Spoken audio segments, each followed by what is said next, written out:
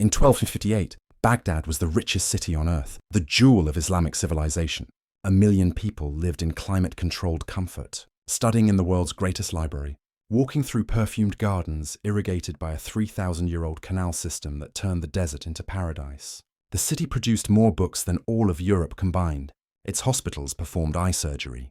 Its schools taught algebra. Then the Mongols arrived. In just 40 days, they didn't just destroy a city. They destroyed an entire civilization's life support system. They demolished irrigation networks that had functioned since Babylon. They turned the birthplace of agriculture back into barren desert. And here's the most insane part: Iraq never recovered. That's not hyperbole. The population of Iraq didn't return to pre-Mol levels until the 1970s. That's 700 years to recover from 40 days of destruction. This isn't just another Mongols killed everyone story. This is about how they systematically dismantled 5,000 years of accumulated human engineering, destroyed the most sophisticated irrigation system on Earth, and turned the Fertile Crescent, literally where farming was invented, into a wasteland. By the end of this video, you'll understand why Iraq went from feeding the ancient world to barely feeding itself, why the desert expanded by thousands of square miles, and how 40 days of Mongol rage erased 50 centuries of human progress. To understand the magnitude of what was lost, we need to understand what Baghdad and Mesopotamia were before 1258. This wasn't just another medieval city. Mesopotamia, modern Iraq, was where humans invented civilization.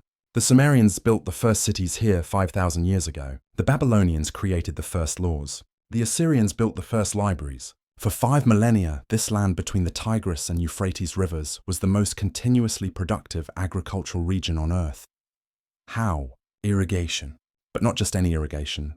The most complex water management system in the ancient world. Starting around 3000 BCE, every civilization that controlled Mesopotamia added to this network. Sumerian canals fed into Babylonian aqueducts which connected to Assyrian reservoirs, which linked to Persian khanates, which joined Sassanides, which merged with Islamic distribution systems. By 1258, it was a 5,000-year-old machine with millions of moving parts, all working in perfect harmony. The Abbasid Caliphate, which ruled from Baghdad, had perfected this system to an art form. They had a government ministry just for water management, the Douane al-Mar. Thousands of engineers maintained the canals. Each district had watermasters who controlled flow rates down to the gallon. They had detailed schedules for which fields got water on which days. Legal codes specified water rights down to individual trees. It was so sophisticated that they could predict and prevent floods years in advance. This system supported a population density that seems impossible for medieval times. The area around Baghdad, a region that today is mostly desert, supported 20 million people in 1258. 20 million. They grew wheat, barley, rice, dates, citrus, cotton, sugarcane. They had orchards of pomegranates, figs, apricots. The land was so productive that Arab geographers called it the Bride of the Earth. One scholar wrote that you could walk from Basra to Mosul 500 memil and never leave the shade of palm trees. Baghdad itself was a marvel that made European cities look like mud puddles. Founded in 762 CE as a perfectly circular city, by 1258, it had grown to over 1 million inhabitants. It had free public hospitals, bimaristans, with specialized wards for different diseases. The Mustansa University had 3,000 students studying everything from theology to medicine to mathematics. The House of Wisdom contained 400,000 books. This when the largest library in Christian Europe had maybe 400. The city's infrastructure was mind-blowing. They had air conditioning, wind catchers, and underground water channels that could drop indoor temperatures by 20 degrees. They had sewage systems with running water, street lighting using oil lamps, paved roads with drainage, public baths with heated floors, mechanical clocks in every neighborhood. This was a city that had solved problems Europe wouldn't even identify for another 500 years. The wealth was staggering. Baghdad's annual tax revenue was 30 million gold dinars, more than all of European kingdoms combined. The Caliph's palace had a tree made of gold and silver, with mechanical birds that sang. Visiting ambassadors described fountains of rose water, walls covered in Chinese silk, floors of marble so polished you could use them as mirrors. The market sold goods from India, China, Africa, and Europe. It was the center of the world economy. But it wasn't just material wealth. Baghdad was Earth's intellectual capital. Scholars there had preserved Greek and Roman knowledge that Europe had lost. They translated everything from Aristotle to Galen into Arabic, then expanded on it. Al-Khwarizmi invented algebra here. Al-Razi wrote the most advanced medical texts of the age. Ibn Haytham founded the scientific method. They were doing cataract surgery, while Europeans were bleeding people for headaches. The cultural output was extraordinary. Baghdad produced more books per year than were copied in all of Europe. They had a street just for booksellers, 100 shops selling everything from poetry to engineering manuals. They had paper mills. Europe was still using expensive parchment. Professional authors could make a living just from writing. There were lending libraries where common people could borrow books for free. This was the city Hulagu Khan approached in January 1258 with 150,000 Mongol warriors. The Mongols had been destroying cities for 50 years.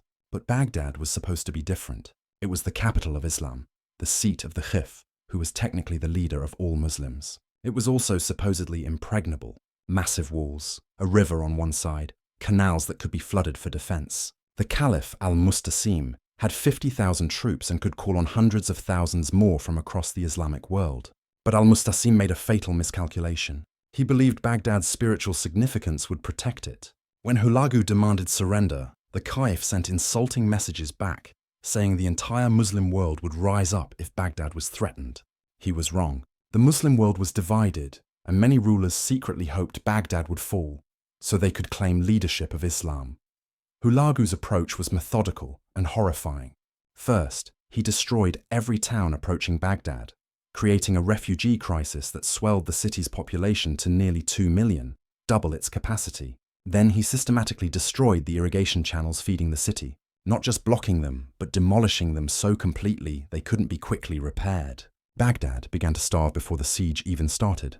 The Mongols reached Baghdad's walls on January 29, 1258. The Caliph finally realized his mistake and tried to negotiate. Hulagu's terms were simple: surrender unconditionally or everyone dies. The Caliph tried to buy him off, offering treasure that would make any king rich for life. Hulagu responded by beginning the bombardment. The Mongols had Chinese siege engineers with them who'd built advanced catapults and something new, early cannons using Chinese gunpowder technology. They didn't just attack one section of wall.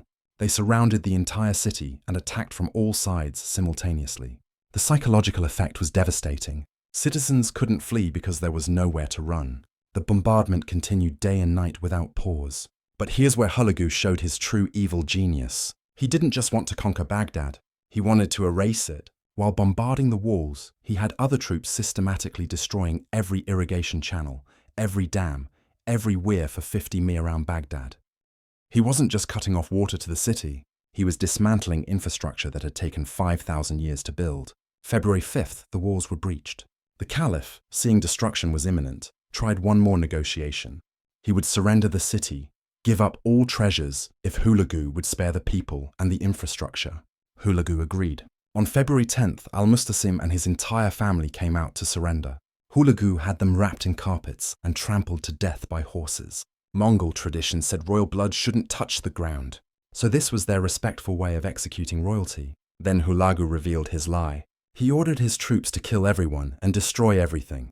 What happened over the next 40 days was one of the most complete destructions of a city in human history.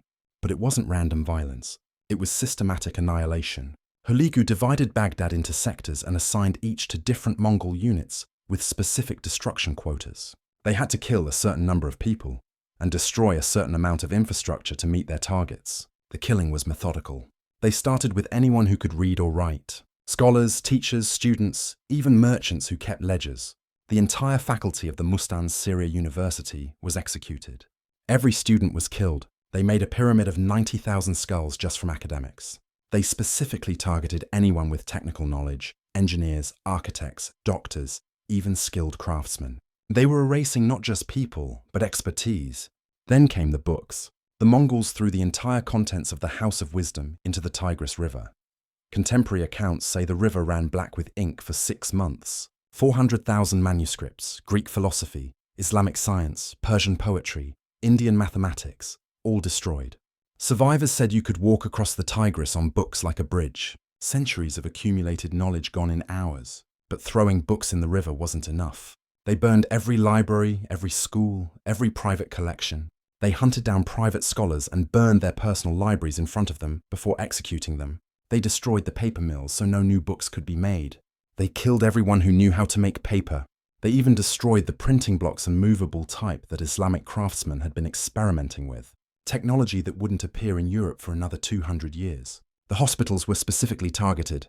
The Mongols didn't just kill the doctors and patients. They destroyed all medical equipment and burned all medical texts. The Bimaristan of Baghdad had medical records going back 500 years tracking diseases, treatments, outcomes, all destroyed. Surgical instruments that were more advanced than anything in Europe melted down. The pharmaceutical gardens where they grew medicinal plants burned and salted. The destruction of people was beyond comprehension. Contemporary estimates range from 800,000 to 2 million killed in 40 days. Let's think about that. At the low estimate, that's 20,000 people per day. Every day for 40 days, men, women, children, elderly, no one was spared. They killed until they got tired of killing. One Mongol general complained his men's arms were exhausted from swinging swords. The Mongols had different killing methods for different social classes, like a grotesque menu of death. Nobles were wrapped in carpets and trampled. Merchants were locked in their shops and burned alive. Craftsmen had their hands cut off and were left to bleed out. Women and children were divided among the troops as slaves. But so many were taken that the price of slaves crashed across the Mongol Empire. You could buy a human being for the price of a dog. But here's what made this genocide different from other Mongol massacres: the infrastructure destruction. Hagu understood that Baghdad's power came from its irrigation system. So while his men killed the people, his engineers were systematically destroying every piece of water infrastructure they could find. And I mean every piece. They didn't just breach dams. They demolished them stone by stone. They didn't just block canals. They filled them with rubble and corpses so they could never be cleared. They destroyed the survey markers that showed water flow patterns collected over millennia. They burned the archives that contained maintenance records going back to Sumerian times. They killed every water engineer, every canal worker, everyone who knew how the system worked.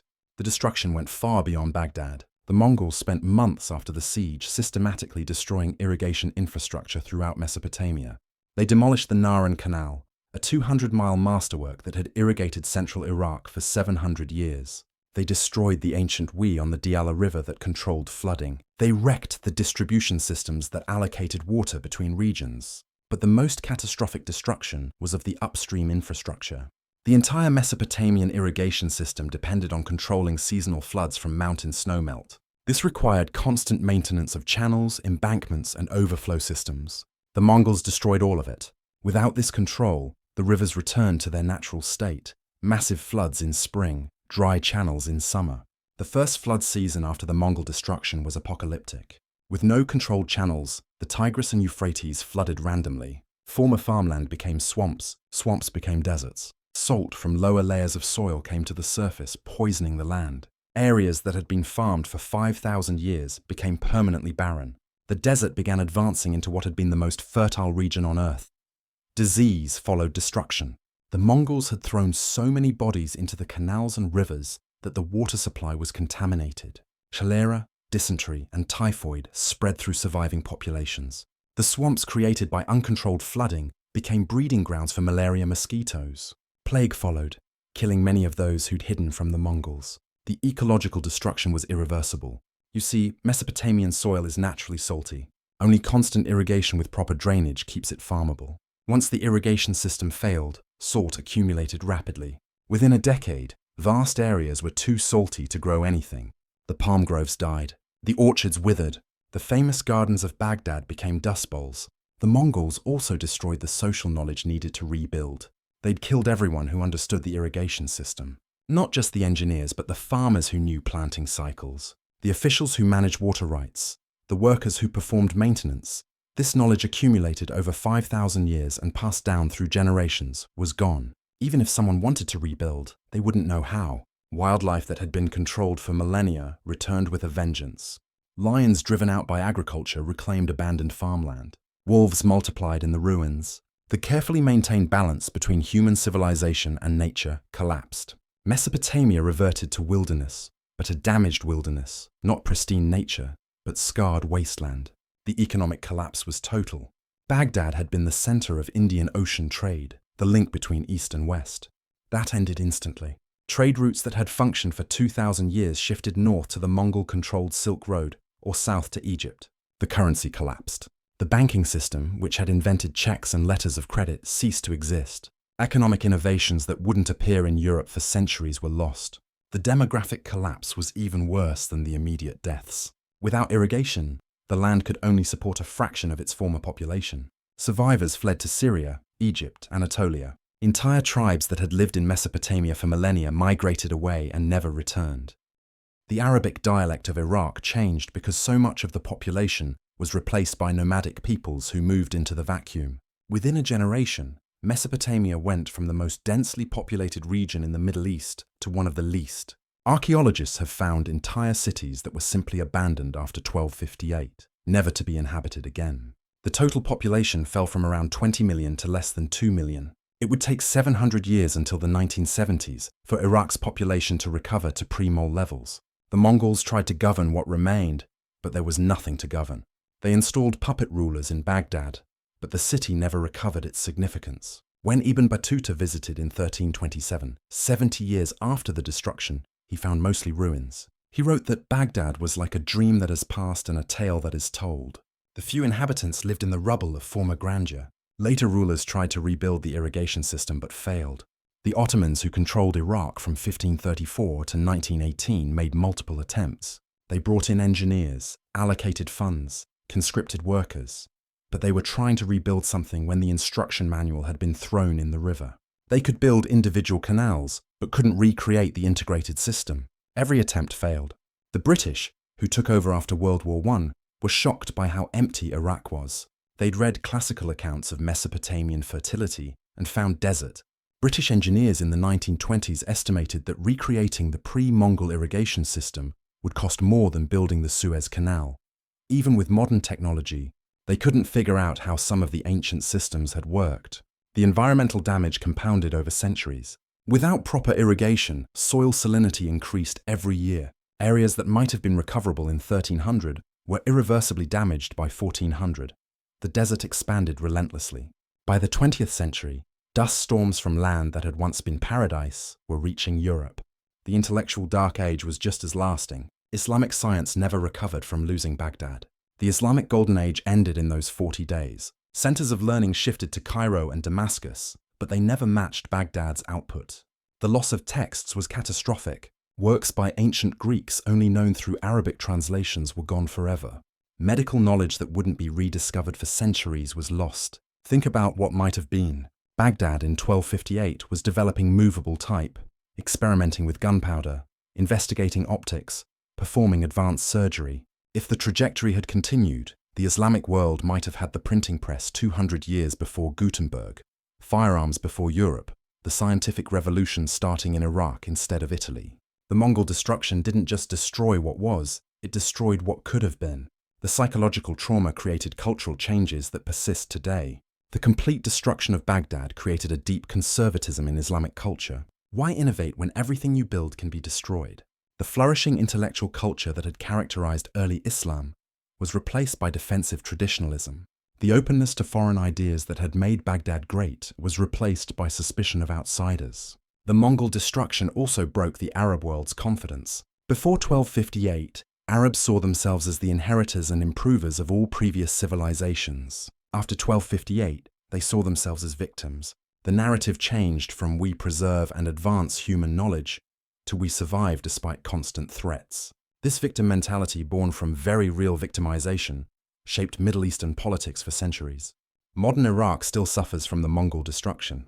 The country's water problems, disputes with Turkey over dams, declining river flow, increasing salinity, all trace back to 1258. The original irrigation system worked because it was managed as a single unit from source to sea. Since the Mongol destruction, it's been fragmented between different nations and regions, none of whom fully understand the system they inherited ruins of. The population distribution never recovered its pre-Mongol pattern. Ancient cities remain buried in sand. Regions that supported millions now support thousands. The demographic center of the Arab world shifted permanently to Egypt and the Levant. Iraq, which had been the core of Islamic civilization, became a periphery, a backwater, a place where glory used to be. Let me give you specific examples of what was lost. The Mongols destroyed a Sassanid-era dam system that prevented Tigris floods from destroying farmland. That system was never rebuilt. Today, The Iraqi government spends millions annually on flood control that the ancient system handled automatically. They destroyed canal systems, underground channels that brought mountain water to dry areas. These required precise engineering to maintain the correct slope over dozens of miles. The knowledge of how to build them was lost. Modern engineers with GPS and lasers struggle to recreate what medieval Persians did with string and water levels. The Narawan Canal, which the Mongols destroyed, irrigated an area that supported 5 million people. Today, that same land supports maybe 50,000. Not because we can't build canals. We can build bigger ones. But because the Narawan was part of an integrated system, it worked in harmony with dozens of other canals, with seasonal flood patterns, with soil types, with crop rotations developed over millennia. Destroying it was like removing your heart and expecting your body to work with just a mechanical pump. The House of Wisdom contained books we know existed only from references in other works. Histories of ancient civilizations, scientific treatises, philosophical works. Al-Razi had written 200 books on medicine. We have 20. Ibn Sina's works on physics and optics gone. Al-Kindi's translations of Greek philosophers destroyed. Mathematical proofs that scholars reference but can't find. The full text of the Thousand Nights in its original form. Maps of trade routes to places we can't identify. Technological manuals for devices we can't recreate. Some of the destroyed books contained the only copies of ancient works. Babylonian astronomical observations spanning 2,000 years used to predict eclipses and planetary movements thrown in the river. Sassanid histories that contained the only records of Central Asian civilizations gone. Indian mathematical texts that Islamic scholars had translated destroyed. We know these existed because scholars reference them, quote from them, build on them, but the originals are gone forever. The medical knowledge lost was catastrophic. Islamic doctors had been performing cataract surgery with hollow needles, a technique not rediscovered until the 20th century. They had anesthetics using opium and cannabis in precise doses, knowledge that took centuries to rebuild. They understood infection control using alcohol and vinegar as disinfectants. They had surgical instruments of specialized steel that Europe couldn't produce until the Industrial Revolution. All of this knowledge, the techniques, the recipes, the procedures, died with the doctors of Baghdad. The agricultural knowledge was equally irreplaceable. They knew exactly when to plant each crop based on star positions and river levels. They had developed wheat varieties adapted to high salinity. They knew which fields to leave in which years to maintain soil health. They had pest control methods using companion planting and beneficial insects. This wasn't written in books. It was held in the minds of farmers who'd learned from their fathers, going back to Sumerian times. When the Mongols killed the farmers, they killed 5,000 years of accumulated agricultural wisdom. Here's a detail that breaks my heart. Among the destroyed books were children's textbooks. Baghdad had schools for common people teaching reading, writing, arithmetic. These schools used specially designed textbooks with illustrations and simple language. The Mongols burned them all. They burned children's homework, student notebooks, teaching guides. They destroyed the very tools that could have rebuilt civilization. The Mongols even destroyed Baghdad's music. The city had been developing a form of notation to write down musical compositions. They had theoretical works on harmony and rhythm. They had libraries of songs, religious, popular, classical, all destroyed. The instruments themselves, specialized outs and drums that had evolved over centuries, burned. The craftsmen who knew how to make them killed. Musical traditions that went back to Babylon silenced forever. The timeline of destruction is important. This wasn't one bad day, or even one bad week. The Mongols spent 40 days systematically destroying Baghdad, then months destroying the surrounding irrigation infrastructure. They returned seasonally for years to destroy any attempts at rebuilding. When locals tried to repair a canal, the Mongols would return and destroy it again, killing everyone involved in the repair.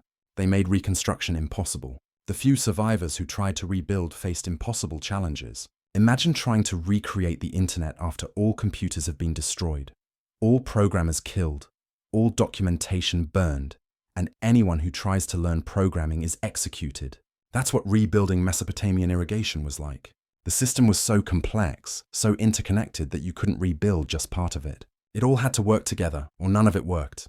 The Mongols had help in this destruction. Local tribes who'd been marginalized by urban civilization guided them to hidden libraries, pointed out important engineers, revealed where maintenance records were stored. Short-sighted revenge that doomed their own descendants to centuries of poverty. The Mongols couldn't have been so thorough without local collaboration. Environmental historians now recognize the Mongol destruction of Mesopotamia as one of history's great ecological disasters, comparable to the deforestation of Easter Island or the American Dust Bowl, but worse because it was intentional.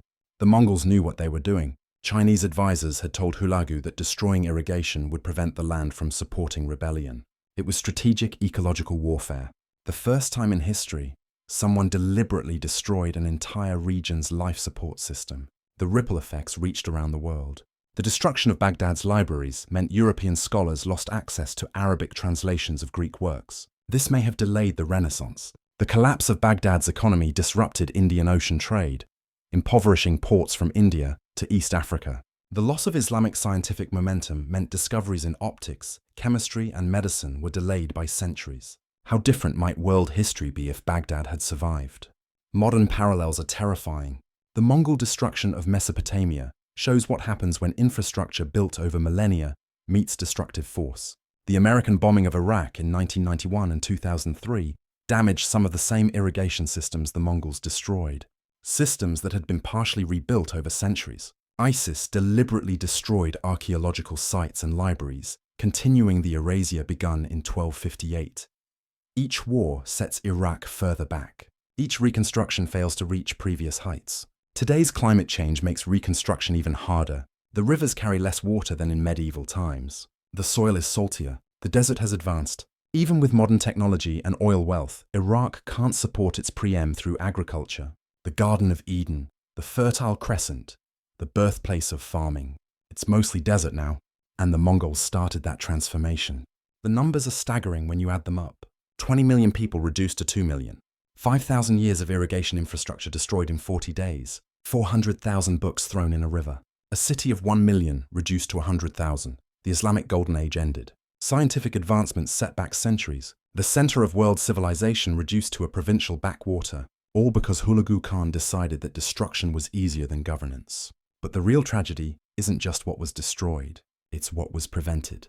Every generation since 1258 that could have built on Baghdad's knowledge but couldn't because it was gone. Every scientist who had to rediscover what was already known. Every farmer who struggled with problems that had been solved centuries earlier. Every doctor who couldn't save patients because the treatments were lost. The compound interest of lost knowledge over 750 years is incalculable. The Mongol destruction of Baghdad and Mesopotamia remains history's most complete erasure of a civilization. Other cities have been destroyed. Rome fell, Carthage was razed, Tenochtitlan was conquered, but they were rebuilt, or their knowledge was preserved elsewhere. Baghdad was different. The Mongols didn't just destroy a city or even a civilization. They destroyed an ecosystem that had taken 5,000 years to build and broke it so thoroughly that it has never recovered. So when people talk about the Mongol Empire's religious tolerance or their trade networks, remember Baghdad, remember the 2 million dead, remember the libraries burning, remember the canals filled with corpses, remember the desert advancing over what was paradise. The Mongols gave us the largest contiguous land empire in history. In exchange, they took away the future that Baghdad was building, a future of science, learning, and prosperity that we're still trying to recreate today. And it is the main lesson to be learned from the devastation of Baghdad. Civilization is brittle. In a matter of days, what takes millennia to construct can be destroyed. It is possible to dump generations' worth of knowledge into a river. Even the world's most developed city can collapse into ruin. Sometimes it's impossible to fix what's broken. For 750 years, Iraq has been making an effort. There is no regrowth of the gardens. No revisions have been made to the books. The deceased have not come back. When paradise was lost, it was destroyed. Furthermore, the desert has no memory of the past.